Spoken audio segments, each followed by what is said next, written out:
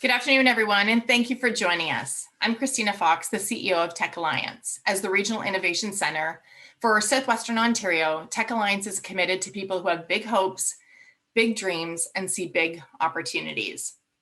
We often declare that we are the place for dreamers, innovators, and world-changing ideas, but in doing so, we must recognize that these opportunities and access to them look dramatically different for Black, Indigenous, and people of color.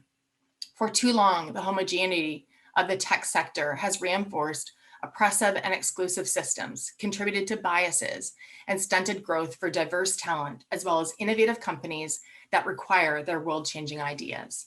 Like many of you in recent months, Tech Alliance has spent a great deal of time reflecting on the undeniable role that diverse talent and leadership play in fostering a globally competitive innovation economy. And now we ask, how do we begin to dismantle systems and barriers to make room for these essential voices? Inclusive technology companies that cultivate and invest in diverse talent set the tone for powerful change. I'm so glad you've joined us.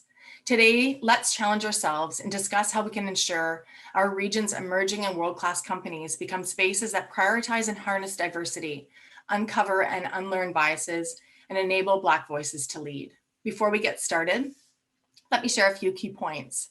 Everyone is muted. Today's fireside chat will be recorded and available on our YouTube channel afterwards. Feel free to add any questions to the Q&A feature in the Zoom. And if you'd like to keep up with everything there is to know about Southwestern Ontario's innovation economy, sign up for our weekly newsletter. The link will be dropped in the chat. So we know that equitable and inclusive spaces start with courageous conversations with innovators unafraid to disrupt current systems. So with us today are Janice Braithwaite, Senior Recruitment Lead for Black Professionals in Tech Network, and Melvin Wright, Executive Director and Lead Consultant for Right of Way WOW Consultancy Group. Please join me in welcoming our panelists. Janice is a certified internet recruiter with more than 10 years of full cycle recruitment and talent acquisition experience. She's worked with candidates and hiring managers in various industries and professional specializations. In her current role with BPTN, her primary focus is to bridge the talent gap in the tech industry by helping Black professionals find the right opportunities and helping her clients access diverse talent. When she's not recruiting, she's volunteering her time with the Diversity, Inclusion, and Anti-Oppression Advisor Committee at the City of London and the Community Diversity and Inclusion Leadership Table. It's my pleasure to get to know you, Janice, and I see you. I know you're a maverick in all of the very best ways. You stomp on the status quo and your resilience is so powerful. Welcome. Thank you. Melvin Wright is a community development practitioner with over 20 years of experience leading global health and community development projects, programs, and campaigns. He is passionate about finding creative solutions that are grounded in equity, justice, and solidarity. Melvin currently sits on the board of directors with Pillar Nonprofit Network and is founding member of Black London Network, while participating and lending his experience to various community development and social justice projects and programs right here in the Forest City. Melvin is driven by a desire to do meaningful work that benefits communities. And as an aspiring leader and entrepreneur, Melvin believes it's important to be willing to learn and to challenge the language around race, identity, place, and space by creating new tools, language, and processes. He believes that the tech space is prime for a shift towards an inclusive model that can transform our society and the structures within it. I became introduced to Melvin this year as we launched the Design Challenge with Pillar and Libro. Melvin, you're a listener by nature, a hopeful guider, and so in tune with intention, and you're a champion for change, and I'm so privileged to spend time with you again today. Welcome, Melvin. Thank you. Thank you. I appreciate it. If you'd like to reach out to either one of our incredible human beings on our panel today, their LinkedIn profiles will also be placed in the chat, so feel free to have that reach out. Let's get started on championing change in the innovation economy fireside chat. So Janice and Melvin, as we were planning for today's discussion, you impressed upon us the importance of sharing lived experiences to shed light on how spaces that don't commit to anti-racist practices and policies have actually a profound impact on humans and our collective livelihood. How have you, or how have your own experiences shaped the integral roles that you now both play within our community, overcoming racial injustice and helping to make workspaces feel and be safe? Janice, why don't we start with you and your lived experience? Thank you so much for that. I really appreciate it, and I'm really happy to be here. I think it's really key when we have these conversations to really speak about lived experiences and what we've been through, during our careers and what we've experienced. I know for myself, one of the things that I really like to start off with is really, finding your voice. It does take a lot of time to get there. And speaking from my own personal experience, it took me about a year to kind of get to that space where I felt, secure enough and, confident enough to use my voice to speak out for things that I saw that was happening that I wasn't necessarily a fan of. Mhm. But really to kind of work ourselves backwards of, that being Black at work, it's a bigger conversation. It's a bigger story to tell. And I really do want to take this time to speak about my story because I can only speak for myself. I don't speak for everyone. I don't speak for all Black people, but I can tell you how I feel and what I've experienced. So for myself, being Black at work, if I were to sum it up into one word, I would say it's a bit exhausting, to be completely honest with you. And the reason why it's exhausting is when you enter into an organization, sometimes you feel that you can't be your authentic self. You can't be your whole self because, if you're too quiet, then, you're not approachable, you're not friendly, or, people may think that you have an attitude. But if you're too loud, then you're kind of feeding into that stereotype of, Black people being loud, or you're aggressive, or you're just too much. So, in my experience, I'm more so on that balance. I come in and, I don't want to be too loud, but I don't want to be too quiet. I want to be just in the middle. And doing that, it's exhausting because you can't just be yourself. You can't just come in and be your authentic self. You're just a portion of yourself. You're just a percentage of yourself. And that's where I mean it is exhausting. And then, kind of fast forward being in these organizations that are predominantly white, you now face the being the only Black person in your department, being the only Black person in meetings, being the only Black person on that project. And for that, it's that you don't have that sense of belonging. You don't necessarily feel included because you don't see other people in those leadership positions. You don't see other people that look like you. So in your mind, that sense of belonging is so key for every organization. And when you don't have that, you're not able to express yourself and be yourself. And I know for myself, being in those positions, I felt that, that recognition piece wasn't there when I was doing a great job. I didn't necessarily feel valued in, what I was, I guess, what I was presenting or what I was giving to the organization or feeling appreciated. It's that whole full circle, when you're at the organization, you want to feel valued, you want to feel appreciated, you want people to recognize your work.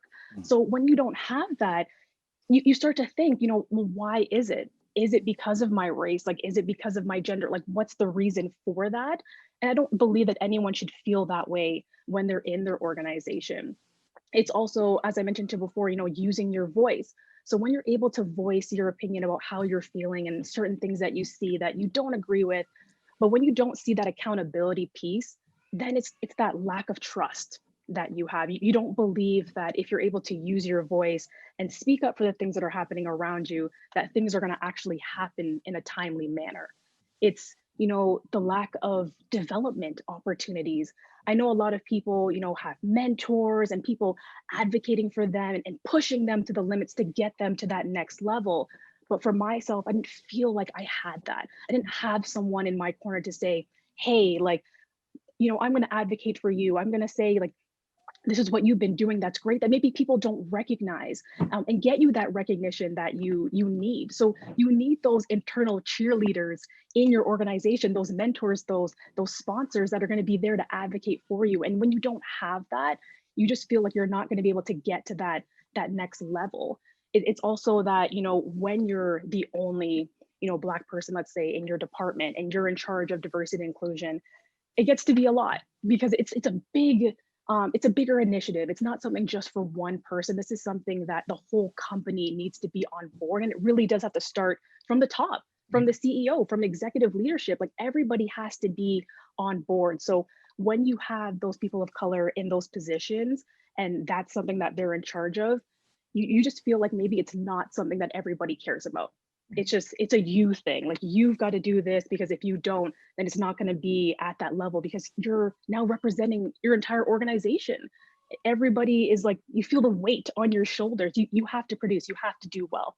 So on top of that, when you're constantly hearing from people, you got to work on how people perceive you. Those type of things, they all, I don't know how to express that part, but it's a lot to hear on a constant basis. Like, you have to be aware of how you come across to certain people. Like, make sure you're not too aggressive, or, make sure you speak up, but not too much. It's like, how do you balance, on your daily life? How do you balance? How can I be my authentic self if I always have to keep in the back of my mind, I can't be too passionate, because it may be, people may think I'm aggressive, or, I can't be too quiet, because then it's like, well, you're not really friendly, you're not really approachable. It's just so many things that you're going through on a daily basis that affect the way that you could bring your whole self to work.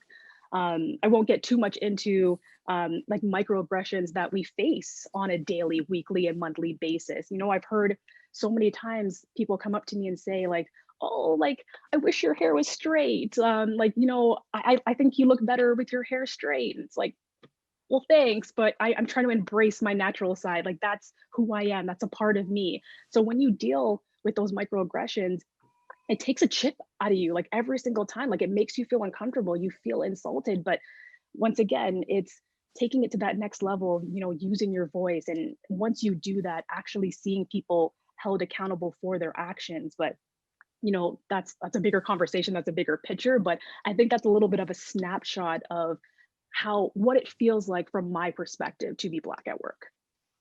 And I think we could probably dive in a little bit of like what that looks like, and how we might change, as we shift to Malvin, when you were talking about the exhaustion. And one of the things that I've certainly learned over the course of my own learning journey is the emotional labor that comes with being a Black person in an organization that they are the only.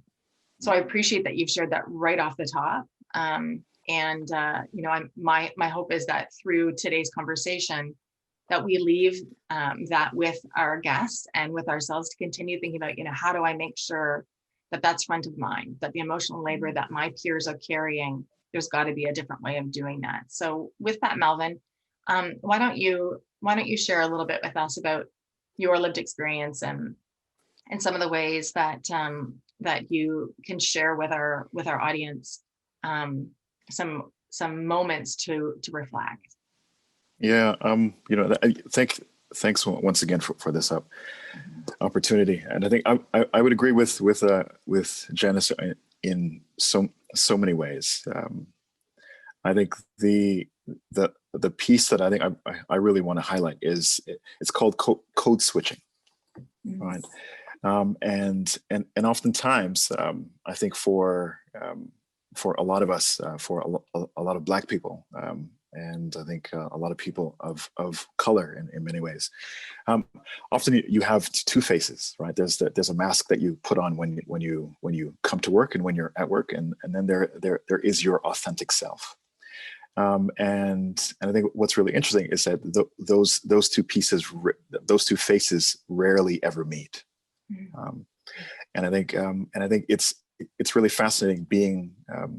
I know for me, in terms of having those experiences inside of the and sitting at the senior leadership table, but then really understanding that and really trying to get across it that, hey, I can only represent myself, and I do have a lived experience as a Black person, as a Black male. But then in many ways, I think sometimes you are asked to speak and represent everyone within, or to speak and represent your community. But I think that too is also part of our existence, and that too is also part of that weight that in many ways I think that our skin carries, right? I think one is I remember growing up as a child, my mom would always remind me that wherever you are, you're not just representing yourself. You are representing your family, and you're also representing your people. right? So what you do, how you walk, how you talk, how you behave, those are all parts of those things. I remember doing having a presentation as a board member, and really letting people know, to say, hey guys, there's a reason why I am always so fabulously dressed, right? And I said it is intentional and it is purposeful.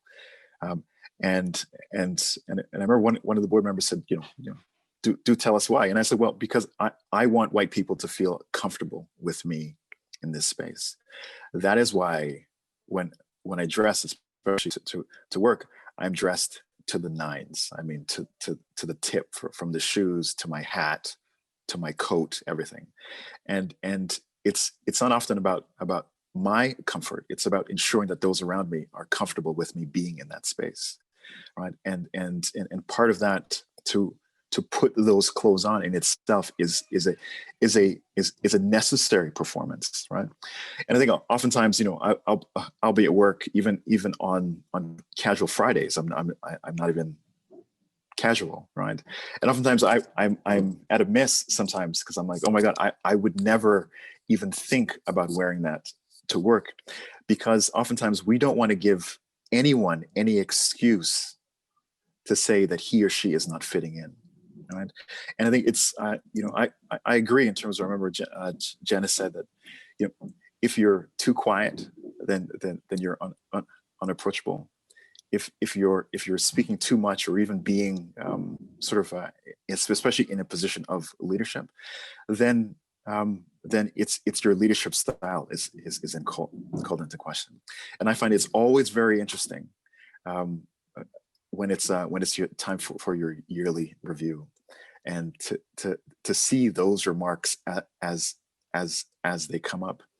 And for me, it's always been interesting, because I listen first before I speak, and it's rare. People, it's very few people, those who are insightful, those who pay attention, and those who also listen, usually ask me why.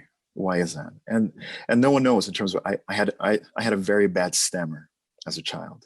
I mean, absolutely unbelievable, right? So for me, listening is absolutely key, because of the difficulty speaking, right? And literally, I remember going through, in terms of speech therapy, I think about the words and put them in place before I actually speak.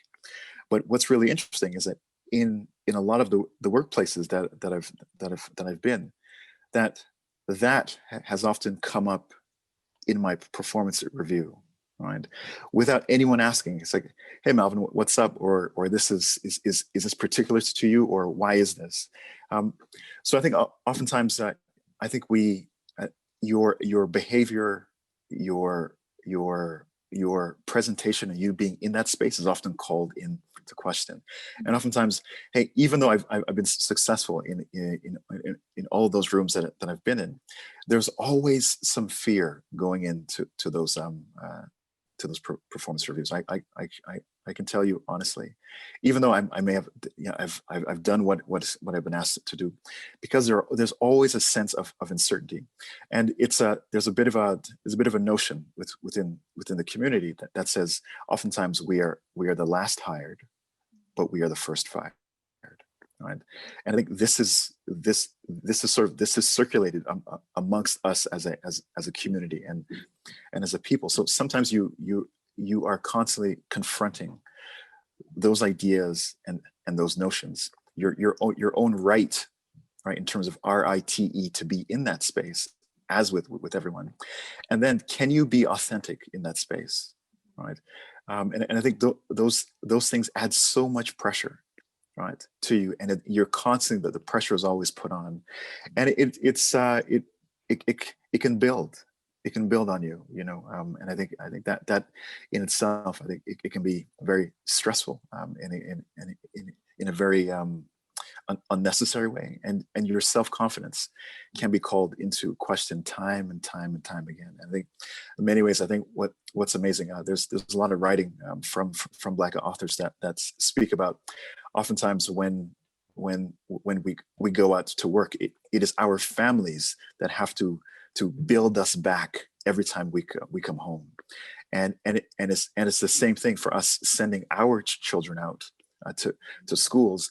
We spend so much time building our children back in terms of their self-esteem, their awareness of self, before we now send them back to these institutions. And that in itself, you have couples that are building each other back, you're building or your children back, and that can be very, very exhausting in so many ways. That's an amazing point, Melvin. I just want to touch base on that just a little bit. Is, you know, it does mess with your, you know, your self-esteem, because every single time that you're in those spaces and you're hearing all of this negativity, it's like, well, where's the positivity? Like, what's the good stuff? Like, I hear all of that, but where's the goodness? Like, what do I bring to the table? Where is that value?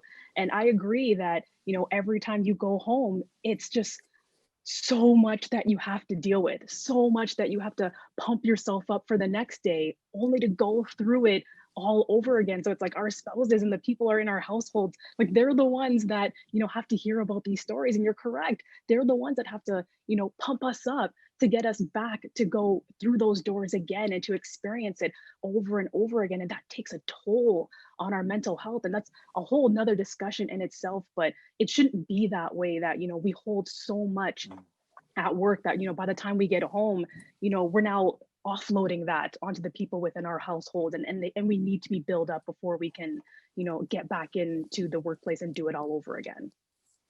And the role that you play in building up other members of your household at the time when you also need that.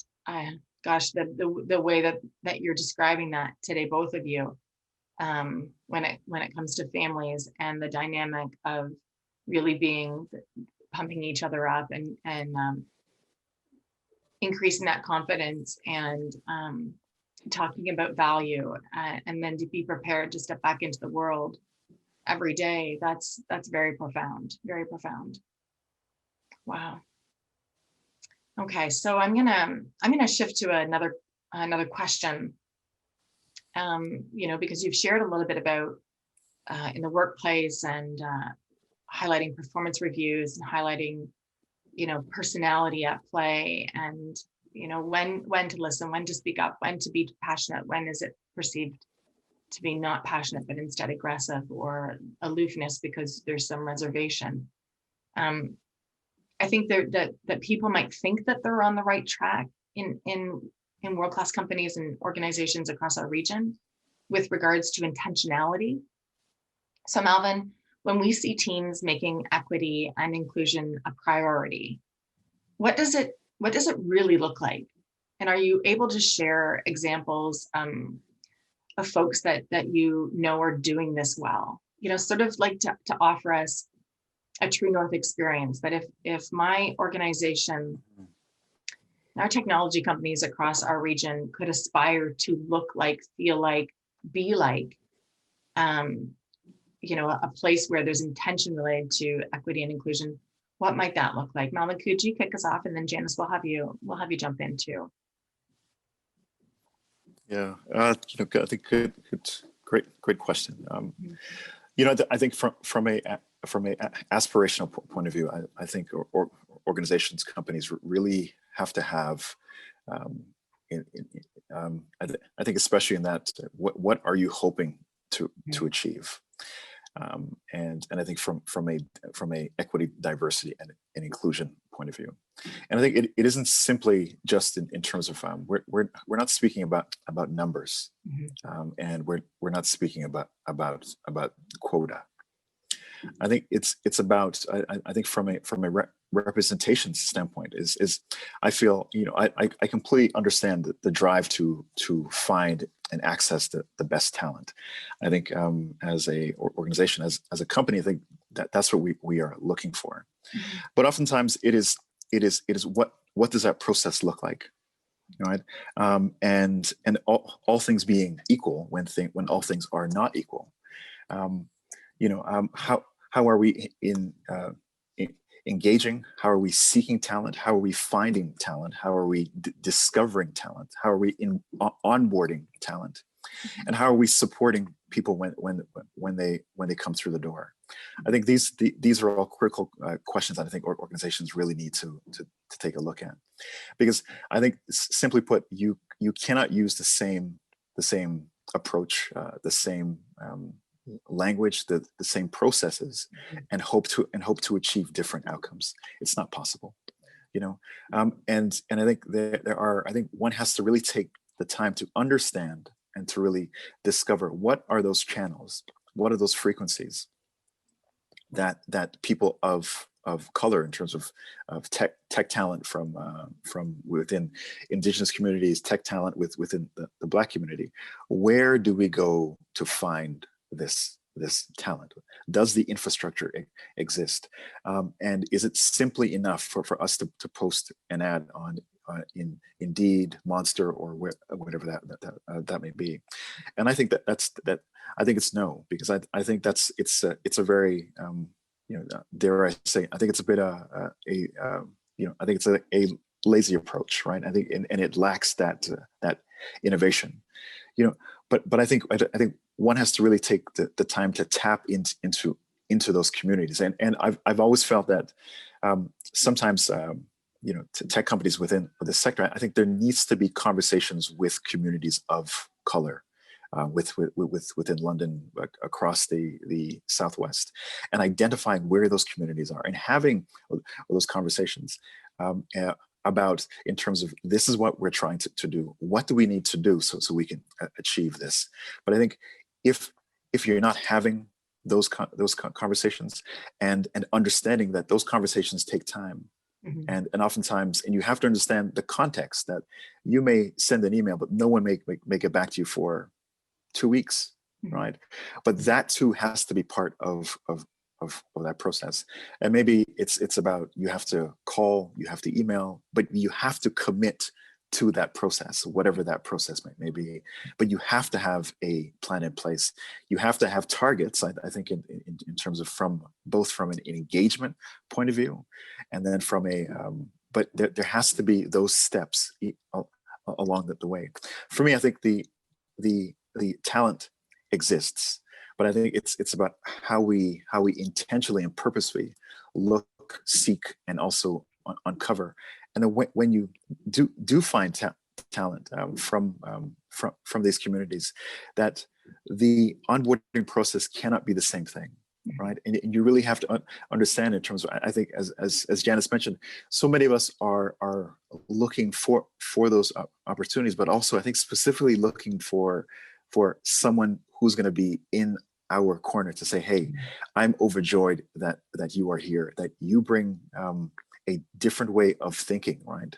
A different way of seeing the world, and understanding, right? And I think though that too has value, but you have to be made to feel as if those differences, right, in terms of thinking process, how you arrive at decisions, has value. I know myself, I'm working in the within that global health space. One of the things I always love to add to my teams are scientists, someone who has a science degree. I love to have people on my team who have tech degrees and know absolutely nothing about global health. And I think because they bring something completely different. And I think that's how I've been able to innovate and actually get things done, because intentionally seeking talent, but not everyone who thinks the way I do sees the things exactly the same way. And I think that I think in many ways can be a little bit undervalued, when in fact I think that is what can actually drive innovation moving forward. Thank you. Janice, would you like to add anything to that? Yeah, I think Melvin made a lot of great points. I could definitely go on for days as well, but I think it's the point that he made about being intentional. You know, if you know that the diversity in your company is lacking and you need to add more, you need to figure out as a holistic approach, what you're going to do once that staff comes in. Because it's one thing to attract that talent and get them in the door, but let's think about the bigger picture of once they're in the organization. What do you have in place for them? Do you have, a specific areas, whether it's, ERGs, or you have someone in leadership where they can go to, but it really does come down to that safe space. And I feel like I say this till I'm blue in the face. If there's not a safe space in your organization, then the people of color in your organization don't feel like there's anybody there to advocate for them. There's nobody there to listen to their stories and hear them as they are. And that creates, the frustration. That's where they end up being exhausted. And that's where, we now get into retention issues. We can get people into the organization, but we can't keep them because once they're there, there's no plan once they enter the organization. Like, how do we allow them to have that safe space? How do we allow them to use their voice so it doesn't take a year for them to build up that confidence? What do we have in place? What are our goals? And how do we work backwards and hold ourselves accountable to these goals that we're setting out? Because I feel like a lot of people think, diversity and inclusion as a whole, like it's daunting. Like, I don't know where to start. Like, what's the first step? Like, we're getting people of color into our organization, but they're leaving. And we need to be having those conversations. And it really does start with listening to your staff. They don't feel heard. They don't feel appreciated. They don't feel valued. So you need to have these conversations and actually listen. Listening is key. But then, it goes bigger than that. Once you've gathered all of that data, what are you going to do with it? Do you have a plan in action? How are you going to, step by step, take it to that next level where people are actually happy to be in your organization? They're celebrating it, because when they're happy, that's where referrals come in. They want to tell people about your organization. They want other people that they know to come in. And referrals are this amazing untapped resource. But people, if they're frustrated and they're not happy, they're not going to be referring people to your organization. It's going to be the complete opposite. But once we have those conversations, that's how it's going to get to be to a spot where, yes, you're posting and that's great, but you're getting these resources, this talent that's coming to you, and that you're fostering those type of relationships and people are happy within your organizations, but you have to lay down the fundamentals and do the groundwork for that to happen. And another thing that I like to mention too is, increasing that vulnerability within senior leadership, because that for me is key. A lot of people see executives as like these scary figures that, are not approachable. But when you're, the next time you have a town hall, have an executive person speak and be vulnerable and talk about, their experience and what they're going through and what their thought process is. That may encourage other people to be vulnerable as well, because we're not just seeing them as an executive that's, higher up. We're seeing them as a human. We're seeing them as a person. But really, when it comes down to fostering these relationships, is like, recognize the work, show appreciation, but ultimately, hold people accountable. Don't, once people get to that courage and they're able to say, hey, I want to speak up. I want to use my voice. What happens after that? Let's not just keep writing things down. Let's actually action these things and make things happen. Wow. I really like what you've added, because it leads kind of into the next question, which is a bit of a three-parter for you, Janice, and some of it you've actually covered. So feel free to sort of just skip over that. But bridging from the concept of intention and what would be best practice, and sort of recognizing that as employers look to attract and engage diverse talent. You mentioned referrals and sort of the flooding of when folks have good experiences, then you're doing sort of the right thing, or you're shifting your model in a way that is really apparent with an inclusive and equitable lens. What would you say are where intentions might be falling short, or there might be misalignment of priorities? Sort of like, what are some of the accepted or traditional best practices that are really failing us, even if there was good intention? If you're able to offer some specifics of like, with this intention, sometimes this happens. Here's where I've seen it work differently or better or in a more supportive environment. Sorry, I feel like I'm making this a real long question. And then do you have any sort of tools that can help us to do better? When you know better, you need to do better. And so I love the fact that you've already talked about, like, have conversations, demonstrate vulnerability, assess your onboarding.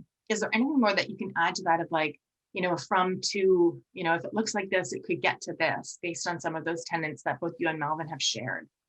For sure. And I can let Malvin speak to that as well. I know I want to go back to the more like, how do we get that talent into the organization? Because Malvin made a really great point of, the whole posting and praying thing is really dead. Yes, you will get a few applicants, but that's not what we want. It's time to be intentional, and it's really active sourcing. It needs to come down to whoever's in charge of hiring and who's going to be doing that sourcing. That person needs to be passionate about diversity and inclusion. That person has to know that if their pipeline doesn't look a certain way, you're going to start all over again.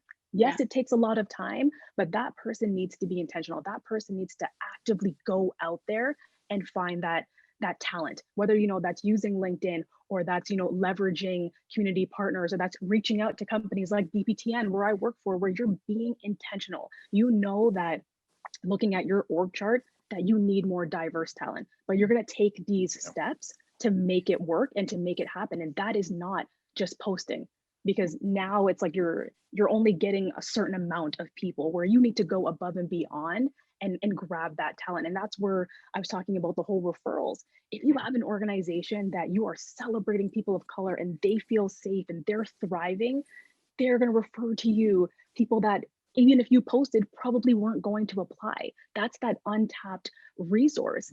And, kind of touching base on that as well, from a hiring perspective, it's having more diverse people on your hiring team, people that are going to be interviewing, because when people of color are going through these interviews, it's stressful enough to, put your best foot forward and, act a certain way to convey a certain message.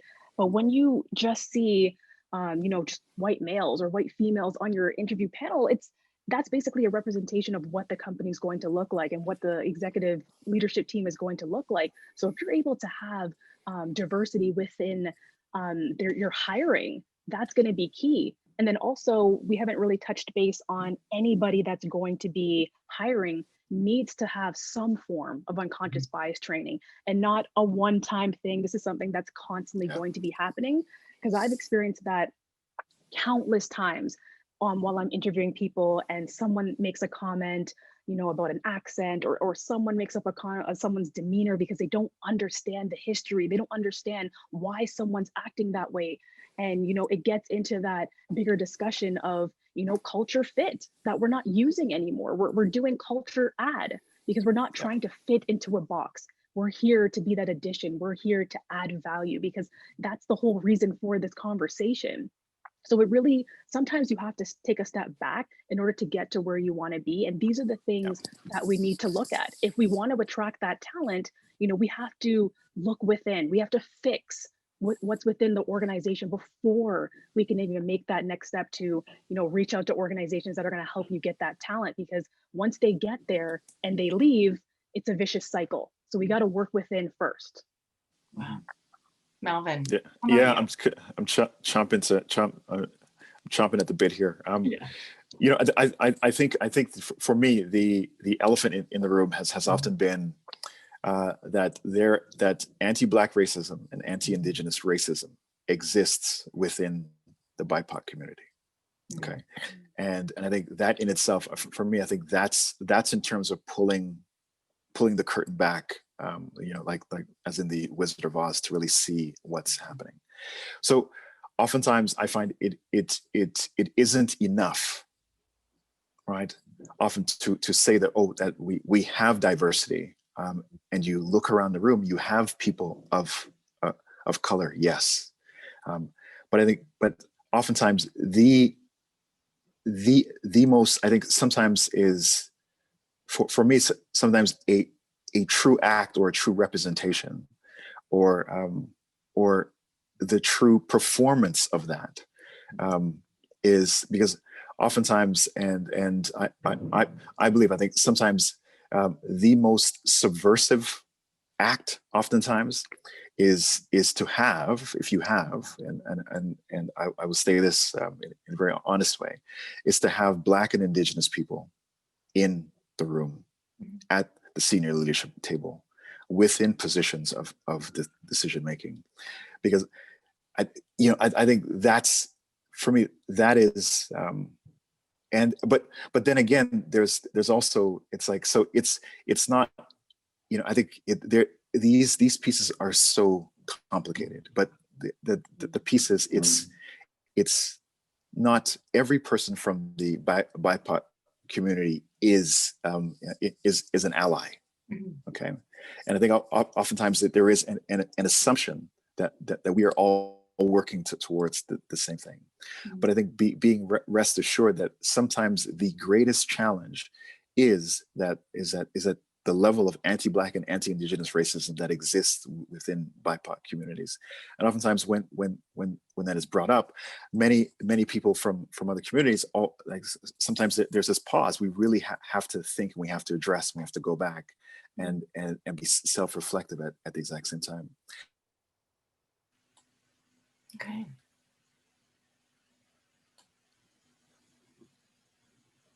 I think we've just lost, oh, Melvin, you might still be there. Good. You froze on my screen, so I'm glad to still see that you're with us. Okay, so Melvin, I'm gonna start the next question with you. I'm gonna do a quick time check. We're at 1:45. This is the last sort of formal question that I have for you, with sort of a little bit of add-in, but I think we've got a decent amount of time here. So Melvin, as we commit to taking a holistic approach in making Black employees feel safe and welcome, so we've sort of attempted to address, like, what does that look like when it's not safe, when it isn't a welcome environment? What are ways that we can, with intention, reshape and rebuild organizations with the intention of equity and inclusion? And so with this, I'm wondering about, as we commit to taking a holistic approach and making Black employees feel safe and welcome, how do we activate allyship on the daily while also carving out pathways for leadership and influence? And I know, Janice, I'm going to ask you the same question, and I hope that you will speak about a sponsorship, because we had a really lively conversation about that. So Malcolm, I'm going to start with you about, how do we activate that allyship on the daily, carving out pathways for leadership and influence, the right voices at the table, so that influence can happen naturally. Sort of wide open. Why don't you kick it off? You're still on mute. I think for me, that would come back to, I think, just around that conscious and unconscious bias that exists. And I think those are very difficult conversations often to have within organizations, but I think they're very necessary.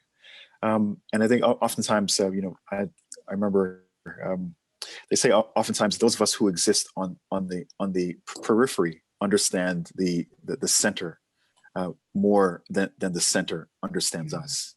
And I remember I worked overseas for 12 years, and I remember I was working in Ghana for 4 years, and when I came back home, I remember I was struggling in terms of finding work, and I remember a friend of mine had set up a interview for me, and then we went through. I didn't get the position, so she was a bit miffed. So she actually called and asked the interviewer, and he said, he said he was great, he was articulate, he's brilliant, so on and so forth. He said, but he never looked us in the eye, right, when we had the conversation.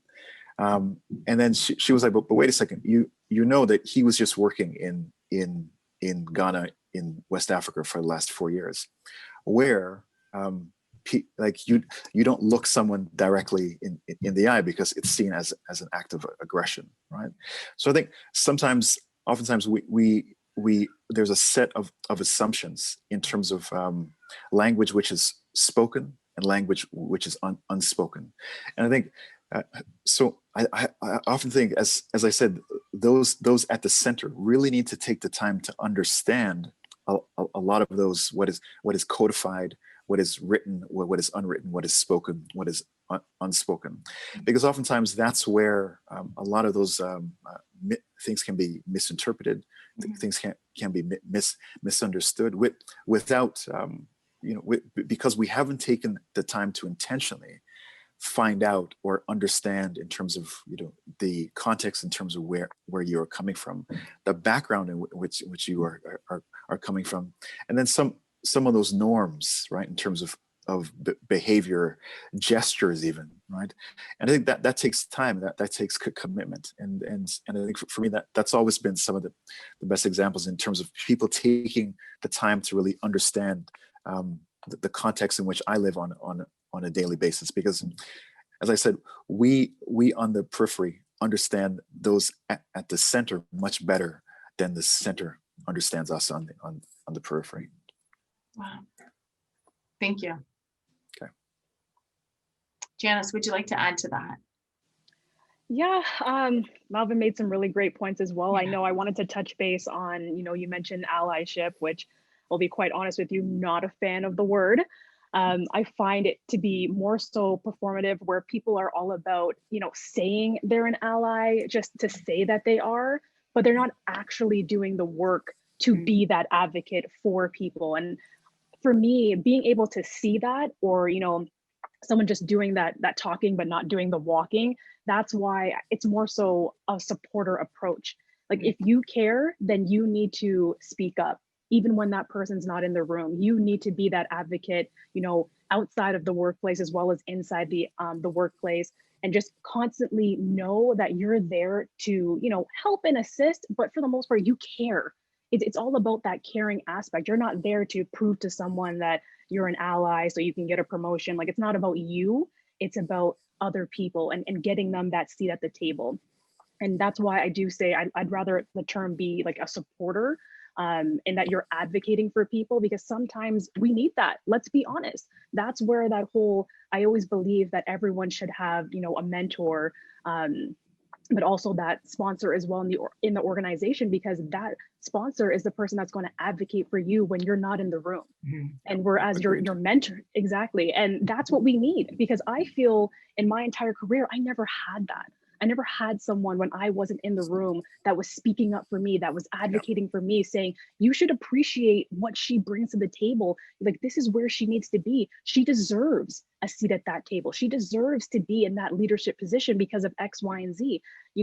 Being your own internal advocate, you can only go so far. You don't have that power. You don't have that authority. So having that for people of color within organizations is only going to set them up for success, because they have someone there that truly cares about them and it's going to push them to the limits. It's going to, guide them and point them in the right direction. But we all need that. And that's the work that we have to put in order for us to see people of color succeed and get into those leadership positions. We need someone there in the middle that's going to help us get to that next level. Yeah. Melvin, do you want to speak about that too? The concept of, like, you have to have somebody, you need to have somebody who's going to lift you while you climb. And you've got to have somebody at the table who is advocating for you, because it's expected that they have somebody advocating for them. And there's that concept of, if you don't have to advocate for yourself because you've got a sponsor or a mentor that's always got you because they've got somebody else for them, then it's less about having to ask for. Instead, it's the celebration of what the skills are, of what the approach is, of people for whom have had overlooked experiences. Melvin, do you want to add to that? I can see that you're passionate about this too. No, I think just quickly, I think many of us, I think dare I say, I think a lot of people in our community, I think sometimes we're just looking for an organization, a individual who, in many ways, even though I think it actually shouldn't be like that, but I think you're looking for someone who's willing to take a chance. You know what I mean? Because I think that's the piece. I think someone who's willing to take, like, to see past the noise, and to see past all those underlying issues and assumption, just look past the garbage, to be like, you know what, hey, this guy, all of his experience, his degree, it's from Europe, but or it's from Africa, wherever it may be. But you know what? It's like, yeah, I trust I think sometimes actually you got to go past your gut.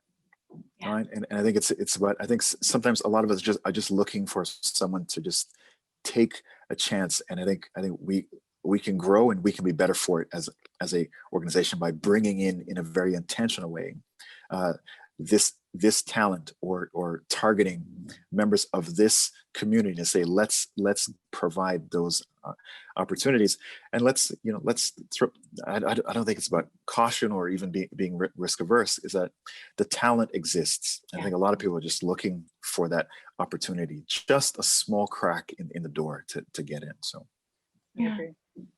Oh, I love it. I think that's a great way to begin to wrap up our conversation is, what will it take? It's not about throwing caution to the wind. It's about actually like that thin wedge and widening that opportunity so that we are attracting, seeking, referring diverse talent, of which, by virtue of that will change the way that we work, the experiences for Black people, our workplaces, like the value that comes as a result of intention is incredible. There's a couple of things I'm taking away myself, and I hope our guests have too. Speaking about the center needing to understand a little bit differently, but the periphery understands that I found, the visual of that, of, how do I engage differently? How do I lead differently? How does my organization, how do my peers on the call think differently about our approach and our own understanding of the center? I do like that you added culture add, not necessarily culture fit. I think that's like a really easy takeaway necessarily of like, okay, how am I intentionally looking for culture add? Or Malvin, even when you shared earlier about sort of the 2 code and what that means, I remember having a conversation with you where I heard you speak and you had said, ask a Black man what it's like to be a Black man. And I remember thinking, oh gosh, like, could I be courageous enough to ask that, to really understand and dive into the 2 code and how I might then support differently, learn differently, check my own bias. So there's a couple of really profound things that you've shared today, in addition to your lived experience, in addition to the emotional labor that must have come with even today's dialogue.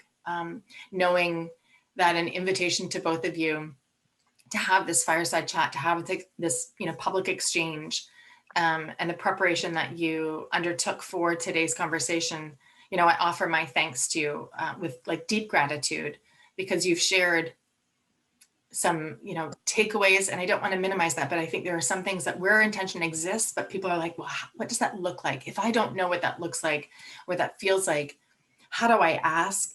How do I engage? How do I initiate conversation? And, how do I do better as a result of wanting something different for my organization, for my community?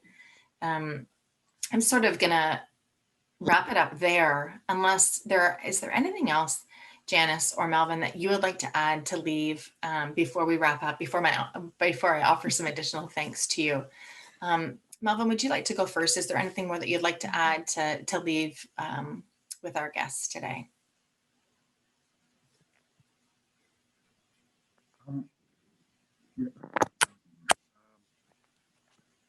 For me, I think what the one thing that really puzzles me most, I think, from a tech space is that for me, I always understood tech as being driven by innovation, and so many people in this space are.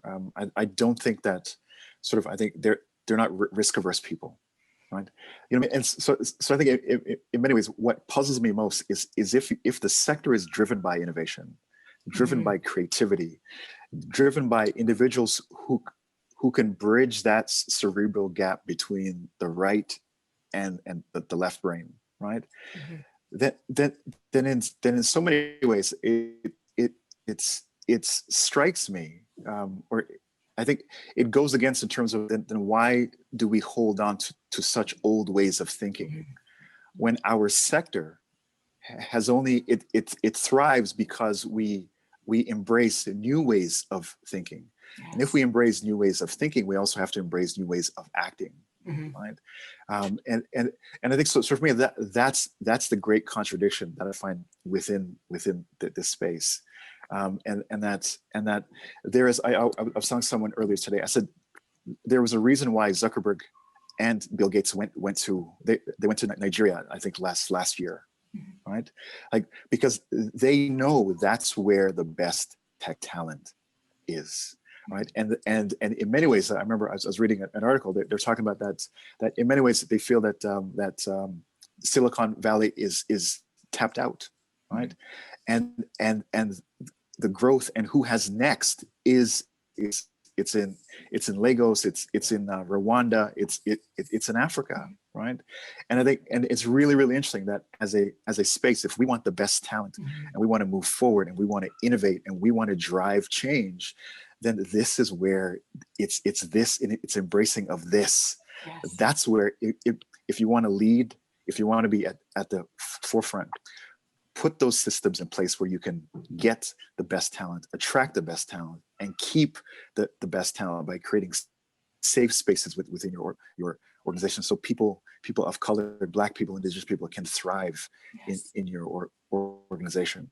And the numbers don't lie. The numbers are there. That innovation and tech growth, it's in Africa. Look it up, basically, in terms of Nigeria, Rwanda, and I think there's one or two other East African countries where we Africans are setting up tech villages and tech neighborhoods driven by technology. So yeah, I love it. I love that you call out in the space of disruption, and where innovation thrives, so too does equity and inclusion. And it's a great call to action of like, let's think about what we stand for and put into action what we stand for.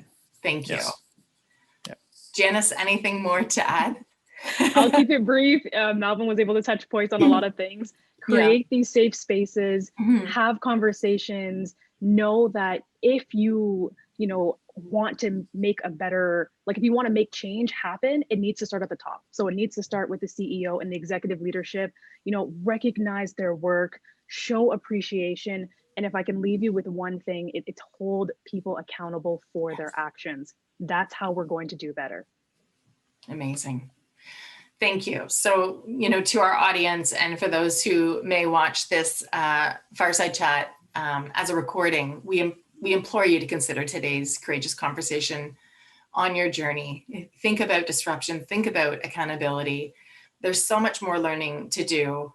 It can't stop here, and so many more perspectives to explore as we continue to move forward for an inclusive and equitable innovation economy. So personally, and on behalf of Tech Alliance, our board and our team, and those who have joined us today, I want to offer my deepest gratitude to two really impressive and inspiring leaders, Janice and Melvin. Thank you for sharing your stories so candidly today. Thank you for honoring us with your lived experience, and for giving us, call to action that are inspiring and actionable today, tonight, tomorrow, every single day. Thank you so much. And that concludes our Fireside Chat today. I wish everybody a good day, be well, and take very good care. Thank you. Thank you. Bye-bye.